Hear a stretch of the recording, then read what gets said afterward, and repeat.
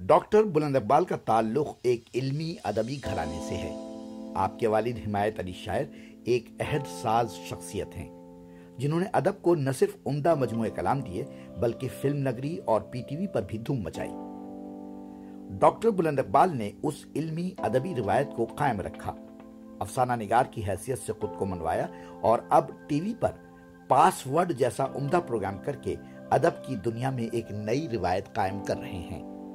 मैंने गुज़िश्ता दिनों डॉक्टर बुलंद इकबाल का एक इंटरव्यू रिकॉर्ड किया। आइए डॉक्टर बुलंद इकबाल से मिलते हैं।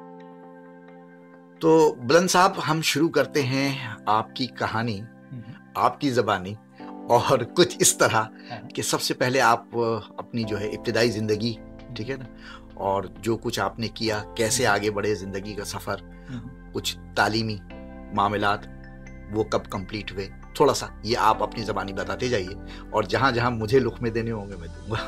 यासिन भाई, सबसे बड़ी बात तो ये कि मैं आपका बहुत मुअतरफ़ हूँ, आपकी तहरीरों का मुअतरफ़ हूँ। आपने इतनी इज़्ज़त अफ़ज़ाई मेरे लिए, बहुत कुछ है ये कि आप इन घर तशरीफ़ लाए और इतनी सारी हम बातें करेंगे आज। मुझे उम्मीद है कि मैं किसी हद तक इंसाफ़ कर सकूँ। जहाँ तक मेरी पैदाइश का ताल्लुक़ है, हम कराची के हैं और मुझे अपने तारुफ़ से पहले अपने वालिद की बात करनी है, क्योंकि मेरे वालिद ही मेरा तारुफ़ है। हिमायत अली शायर, आप उनसे वाक़िफ़ हैं। तो मैं उनका बेटा हूँ और हम कराची के लोग हैं, कराची में ही हैं, कराची में रहे सारी उम्र। स्पेशली मेरे वालिद जो हैं वो तो हैदराबाद दक्कन के हैं, लाइक हम लोग हिंदुस्तान से माइग्रेट होकर पाकिस्तान आए थे। तो कराची में बड़ा हुआ, इब्तिदाई तालीम वहीं की है। Government boys secondary school, Mohammadia primary school, वहाँ के छोटे लोकल स्कूल थे, पीले स्कूल जैसे होते हैं, वहीं से पढ़ा मैंने और सुपीरियर साइंस कॉलेज इंटरमीडिएट किया। और उसके बाद फिर चूँकि मेरा इरादा मेडिसिन में जाने का था, तो लकीली मुझे मेडिसिन का चांस मिला और मैं लॉ मेडिकल कॉलेज चला गया। तो इस तरह से सिलसिला शुरू हुआ कि मैं तो ग्रेजुएशन कब किया, एमबीबीएस कब किया आपने? 1990 में मैंने एमबीबीएस किया। अच्छा। और उसके बाद फिर तो लॉ मेडिकल जाने वाला जो बच्चा है वो ज़हीन ही होता है ना? बगैर ज़हानत के तो मेरे ख्याल है उस कॉलेज में ज़हानत के मायने आप भी जानते हैं और मैं भी कि ज़हानत असल में बहुत बड़ा लफ्ज़ है।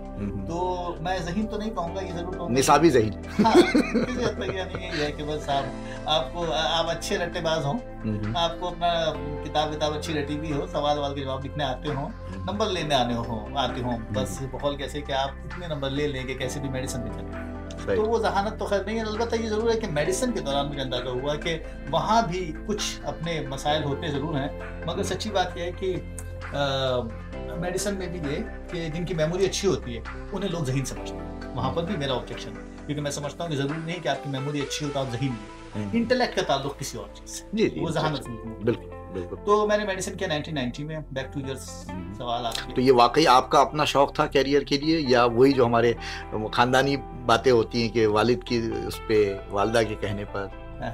नहीं, वो किसी हद तक अम्मी की ख्वाहिश थी। अच्छा। बात है कि अम्मी चाहती थी कि उनके कोई बच्चा जो है डॉक्टर बने, और इत्तेफाक से मैं अपनी फैमिली का 7वां बच्चा हूँ। हमारे 4 भाई 4 बहनें। तो अम्मी मेरी तरफ देख रही थी कि तुम डॉक्टर बनोगे, और मैंने कहा जरूर, आपकी ख्वाहिश है। किसी हद तक मुझे इंटरेस्ट था। अच्छा। क्योंकि सच्ची बात है कि हमारे माशरे में डॉक्टर्स की इज्जत है, ये बात तो माननी पड़ेगी। क्योंकि सच्ची बात तो ये है कि छोटे इलाकों में तो खुदा तक का दर्जा दिया जाता है डॉक्टर को, बहुत उम्दा है।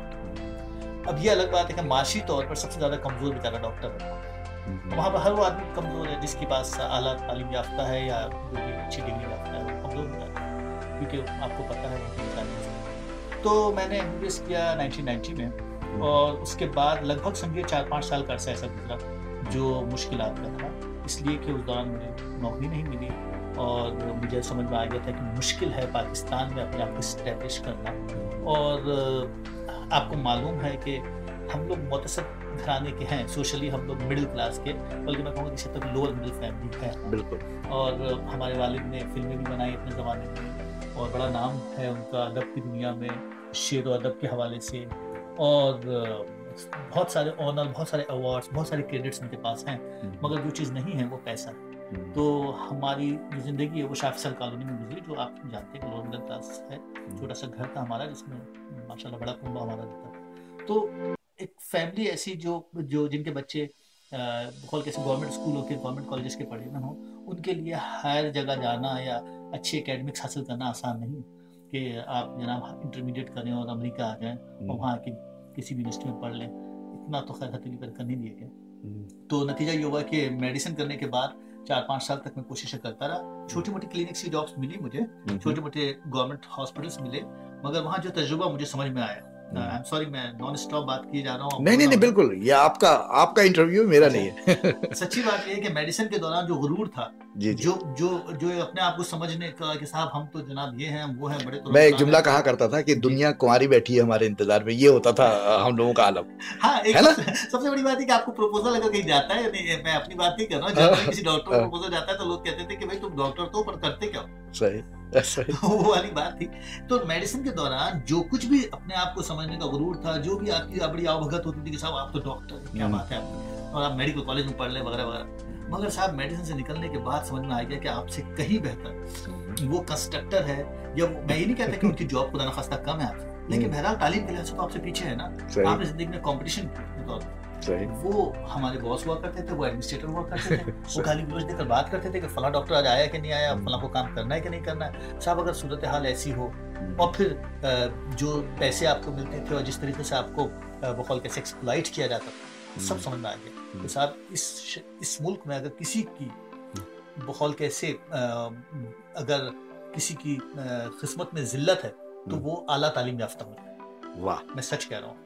वो एहसास मुझे उस वक्त हुआ जब मैंने अपने वालिद से कहा कि डैडी आपकी तो बड़ी जान पहचान है ना, मेरे लिए किसी से बात करो। तो हम लोग गए सेनेट में, सेनेट के जो हमारे यहाँ जो कराची में जहाँ पर बैठते हैं हमारे मेंबर्स, उनकी रिहाइश वहाँ मिलने के लिए गए। यकीन माने एडहॉक की डॉक्टर्स की जॉब ठट्टा के लिए या वहाँ के लिए अपॉइंटमेंट्स हो रहे हैं, 200-300 डॉक्टर्स एक के ऊपर एक चढ़े हुए हैं। वजीर नजर आ रहा है, डैडी जा रहे हैं, यार ये मेरे बेटे की एप्लीकेशन, एडहॉक की जॉब ठट्टा जाने के लिए। वो जॉब पर भी उतना उनका एटीट्यूड कि मैंने डैडी से कहा, डैडी यू नो व्हाट, मैं अपने लिए सारी बेइज्जती बर्दाश्त कर सकता हूँ, लेकिन आपके लिए नहीं।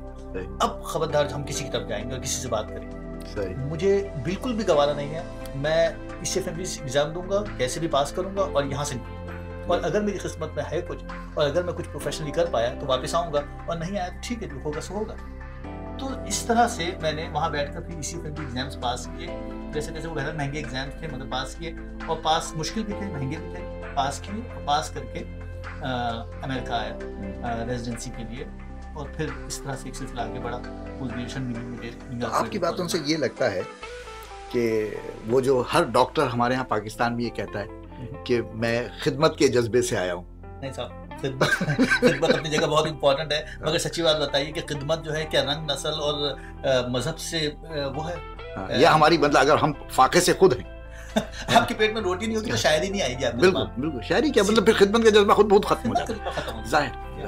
अच्छा, तो ये जरूर है कि तो वो एक आगे बढ़ने की लगन, और वो जो आपने देखा कि हम लोग जो है एक औसत दर्जे की फैमिली हम लोग हैं, मिडिल क्लास के लोग हैं, ठीक है ना, और फिर उसमें सिर्फ हमारी ख्वाहिश नहीं होती बल्कि हमारे माँ बाप की ख्वाहिश भी होती है, और हम देख रहे होते हैं कि जब वो हमें पढ़ा लिखा रहे होते हैं तो उनके जहन के एक कोने में ये भी होता है कि ये बच्चा कमाएगा, हमें खुश रखेगा, घर में खुशहाली आएगी। सबसे बड़ी बात है कि आप इंडिपेंडेंट होंगे, अपने ऑफिस खोल सकते हैं, अपनी क्लिनिक कर सकते हैं। ये ख्याल था कि मेरा कोई बॉस नहीं, कोई मुझे मेरे आगे पीछे मुझे किसी को सलाम नहीं करना होगा।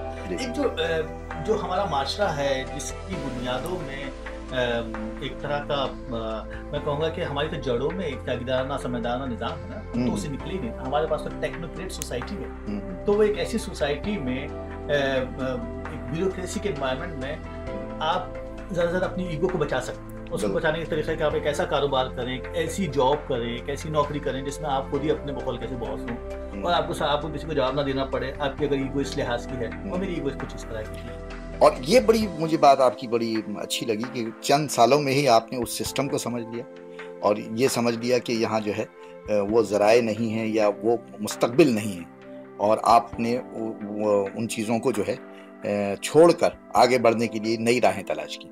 तो वो कैसे समझ में आया कि अमेरिका जाना चाहिए या कनाडा आना चाहिए? यासिर बेग साहब, दरअसल बात यह है कि एक ये बात तय है कि हम जिन इदारों में पढ़ते हैं उन इदारों में सबसे अहम चीज़ जो है, मेरी अम्मी कहा करती थी कि तालीम तो है, तरबियत होनी चाहिए। तो तरबियत आपको मिल जाती है बाज़ इदारों से, और आपके जब आप अच्छे इदारों में होते हैं तो आपके ऐसा अच्छे स्टूडेंट्स का नेबरहुड बन जाता है जो आपको एक मखसूस डायरेक्शन देता है। तो आपके दोस्त, आपके साथी, आप समझते हैं, उन चीज़ों से आपको बहुत सही मिल जाता है। दूसरी एक और बात जो घर की तरबियत होती है कि आपको तालीम तो देते हैं माँ बाप, लेकिन साथ ही साथ आप मेरे घर में बहरहाल एक एनवायरनमेंट है जिसमें हम फिर बात कर लेंगे।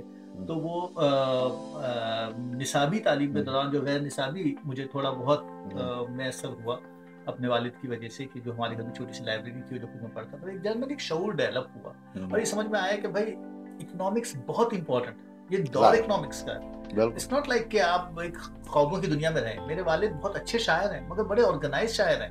उन्होंने अपने बाल लंबे जरूर किए मगर अपनी जिंदगी में हमेशा इन चीजों का ख्याल रखा कि चीजों को अपने लिहाज से अपने वक्त के साथ किया जाए। Is a very organized poet. आपको उनकी तमाम बिल्कुल वही चीज कुछ मेरे जहन में थी कि नहीं साहब, जिंदगी को स्ट्रक्चर होना चाहिए। ये सब बातें ठीक नहीं है। हमारे आबा अजदाद बहुत अच्छी बातें करते हैं, मिर्जा गालिब बहुत बड़े शायर है, लेकिन हर आदमी शायर गालिब नहीं हुआ करता। और वो दौर एक दूसरा दौर था, ये दौर दूसरा था, ये दूसरा दौर है। ठीक। तो ये जो नए दौर में जो नए दौर के तकाजे हैं और किस तरह आपने जो है वो एक नई राह मुतय्यन की और जब आप पाकिस्तान छोड़कर यहाँ आए, उन चीज़ों का जिक्र, कुछ हिमायत भाई का जिक्र और कुछ आपकी फैमिली का जिक्र हम अपने अगले हिस्से में करेंगे, क्योंकि आपको पता है कि मेरा टाइम यहाँ 10 मिनट का होता है। तो पहला हिस्सा मुकम्मल हुआ, हम आते हैं दूसरे हिस्से में नए सवालों के साथ। बहुत शुक्रिया।